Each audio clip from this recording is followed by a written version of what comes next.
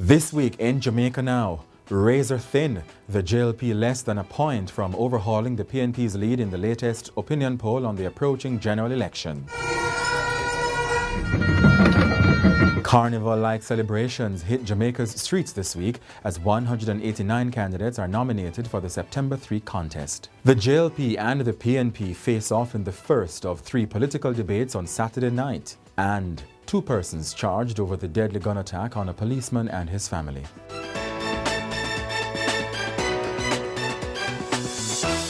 I'm Jovan Johnson and this is Jamaica Now. We begin with politics, and the race to the September 3 general election could not be tighter. A brand new RJR Gleaner commissioned Don Anderson poll shows the People's National Party PNP barely clinging to a lead over the ruling Jamaica Labour Party JLP. Just 0.8 percentage points separate the 2 parties. The PNP is at 34.7%, the JLP right behind at 33.9%. But the real headline is the momentum. The JLP has increased by 4.3 points since June, its biggest leap in 5 polls. The PNP also gained ground, up 2.1 points. The undecided bloc has shrunk from 37.8% to 31.4%. The poll was conducted from August 2 to 11 and involved 1,008 registered voters. It has a margin of error of plus or minus 3%. Now, analysts say it confirms a dramatic collapse of the 9-point lead that the PNP held in September last year. But both parties are claiming that the wind is at their backs. JLP spokesman Marlon Morgan says it's momentum JLP, pointing to what he calls a magnetic Prime Minister and a soon-to-be-unveiled manifesto. At a news conference on Thursday, JLP campaign chairman Dr. Christopher Tufton struck a different tone from Prime Minister Dr. Andrew Holness, who dismissed a poll finding on his favourability. We don't criticize polls. We watch, listen, observe, assess. We conduct our own assessment internally, which we have. You've heard comments on that. And we pursue our path that we think is the best path to inform the public and to request humbly their support for the next term. And we have been doing that. I think it has been very steady. And the momentum that was reflected in this particular poll is similar to what we have been assessing and observing in our own internal polls, and that we believe augurs well for the future and for September 3rd. PNP General Secretary Dr. Dayton Campbell insists their slim lead will hold, pointing to their performance in last year's local government elections when the poll showed that the party was 1 point behind the JLP. He said the PNP went on to win the popular vote and got an equal number of mayors as the JLPs. With the statistical dead we are not panicking. Because it's still a lead for the PNP. It's a lead that we've maintained over 2 years, so it means that those persons are indeed convinced that they want to go with the PNP, and that we have also seen a sharp increase in the favourability of the leader by 30% over the last 2 months, and there's also a net favourability. It's higher for Mark Golding than it is for Andrew Holness. And I'm saying, based on all of these things, the factors why people vote, party, leader, and then the candidates, we have been spending the time to ensure that at the constituency level that we are organized, that the workers are in place, they are trained, they are motivated. We've done our canvassing, we know where voters are, we have a mechanism in place to get them out on the day, and we have the resources to execute on the plans that we have. These polls were also conducted before we released a manifesto. Since then, we have been able to attract some more support. Political analyst Helene Davis-White believes the election will be decided not by persuasion, but turnout, warning that the elections are won on the day. The poll shows men leaning towards the PNP, women towards the JLP, while younger voters are the most disengaged, with more than half of those aged 18 to 24 undecided or not voting.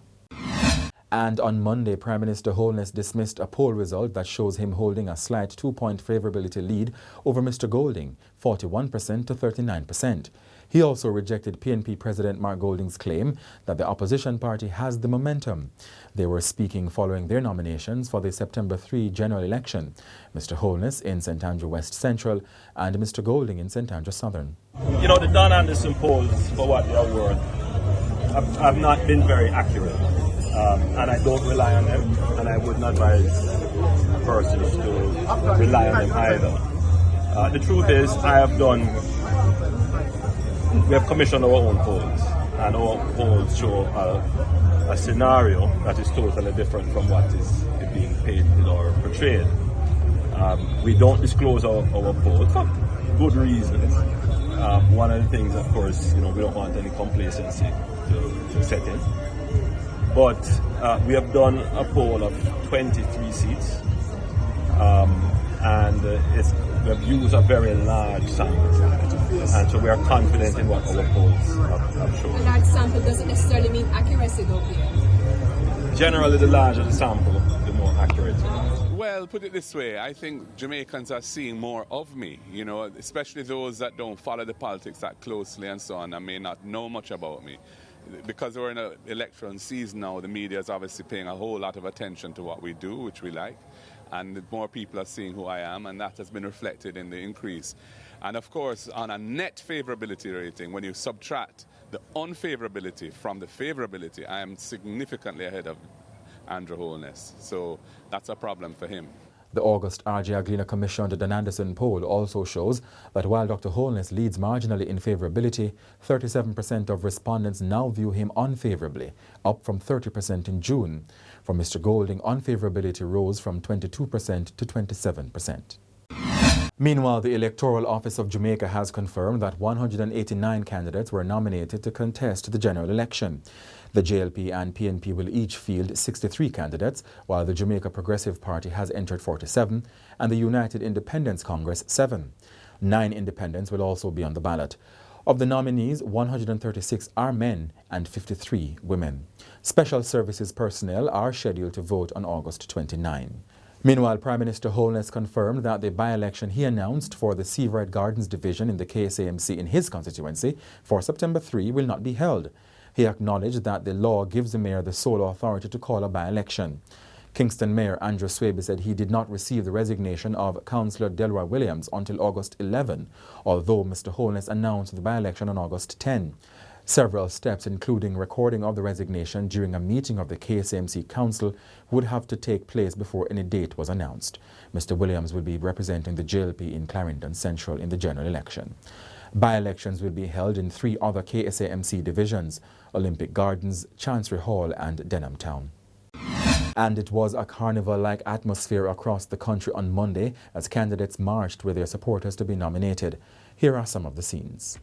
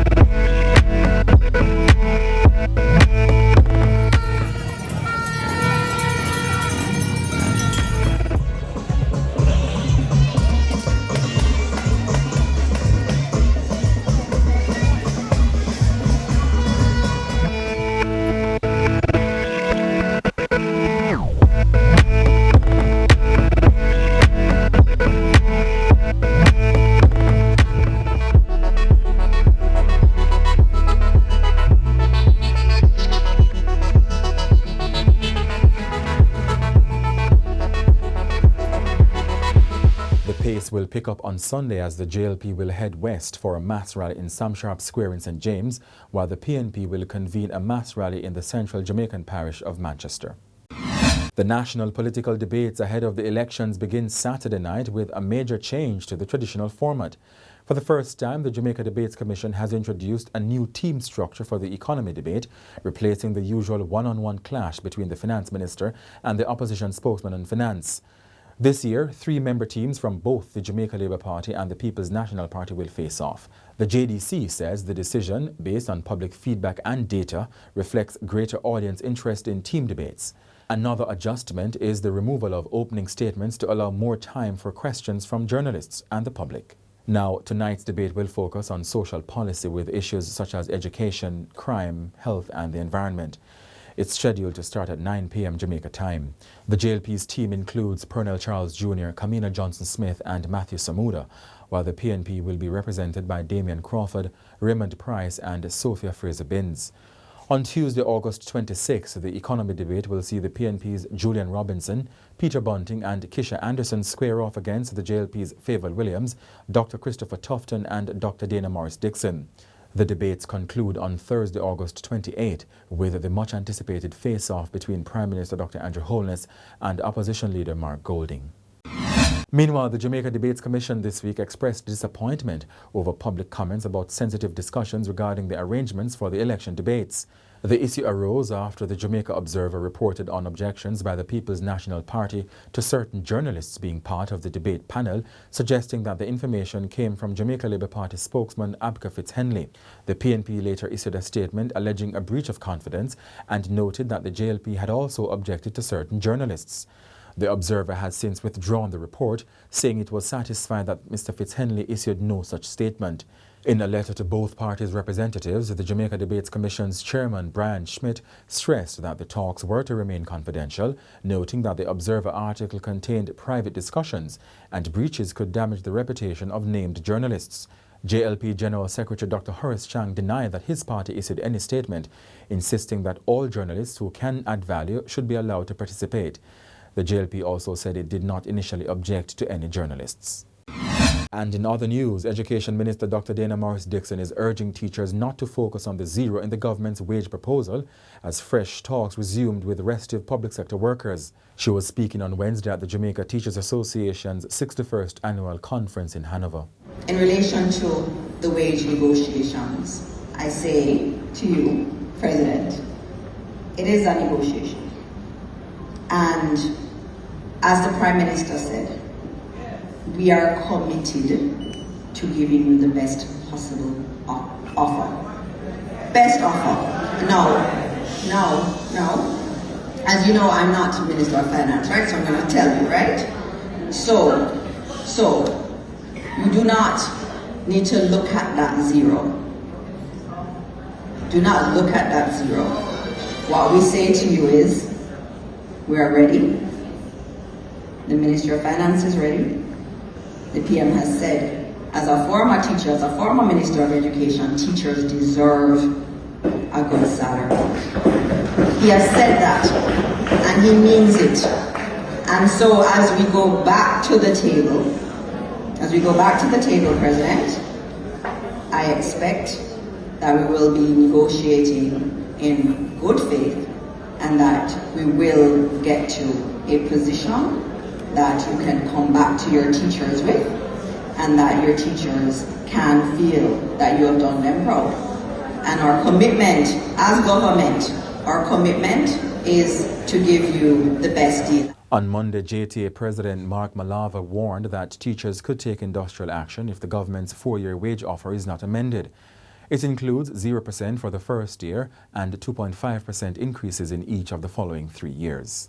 It is time you demonstrate this intangible way. Support our cause when we sit at the negotiation table at the Ministry of Finance.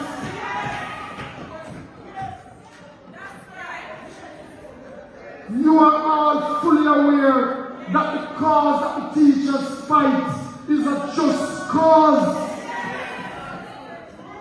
And in the words of Martin Luther King, in the end, we will not remember the words of our enemies, but the silence of our friends. Well, as our friends, your silence at the table today has been rather deafening.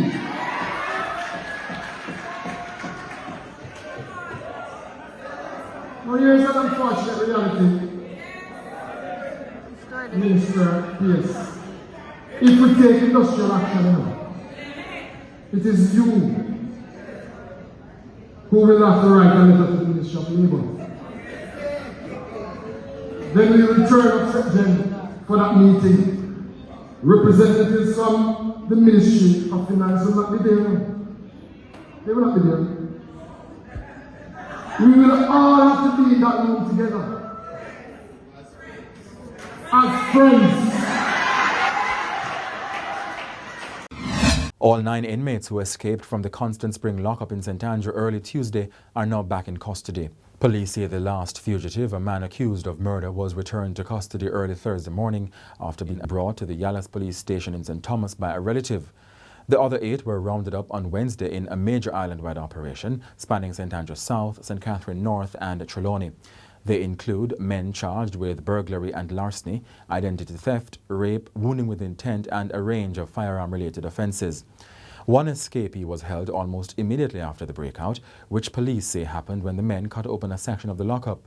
Sources say overcrowding and short staffing were factors behind the escape. Detectives from the Major Investigations Division have charged 2 people in connection with a deadly gun attack on a policeman and his family in St. James earlier in August. They are 38-year-old businesswoman Traficia Malcolm de Montenac, otherwise called Traff, of Catherine Hall in St. James, and 23-year-old plumber Kadeen Nathan of Betheltown in Westmoreland. They have been charged with murder, wounding with intent, using a prohibited weapon and conspiracy to commit murder. The police say a third suspect, 24-year-old Orlando Thomas, a carpenter of Argyle Mount in Westmoreland, was shot dead in a confrontation with them on August 13. The charges stem from an August 9 gun attack along the Reading Main Road in Montego Bay, which left 36-year-old Latoya Stevenson of West Village in St. James dead. Her husband, a policeman, and their son were also shot and injured. Reports are that the incident happened as the cop and his family sought to pick up keys to a car. And that's it for this edition of Jamaica Now, your weekly review of the big news stories. Send us your comments at onlinefeedback@gleanerjm.com. Follow us on X, formerly Twitter, and Instagram at Jamaica Gleaner, and on Facebook at Gleaner Jamaica. Like this video on our YouTube page, turn on your notifications, and subscribe today. I'm Jovan Johnson.